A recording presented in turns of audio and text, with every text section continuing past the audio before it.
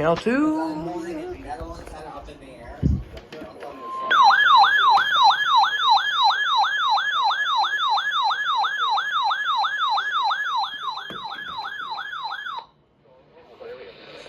The National Weather Service in Pittsburgh has issued a severe thunderstorm warning for central Armstrong County in west central Pennsylvania, southern Clarion County in west central Pennsylvania until 7:45 p.m.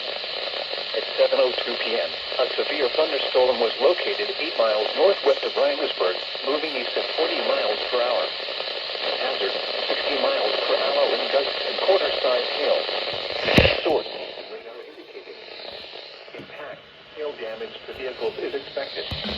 Expect wind damage to roofs, siding, and trees. Locations impacted include Rhinersburg, New Bethlehem, Parker, Sligo, Limestone, Hawthorne, St. Petersburg, Callinsburg, Foxburg, and Timber. Take shelter inside a window structure and stay away from windows. The storm is capable of producing damaging winds and large hail.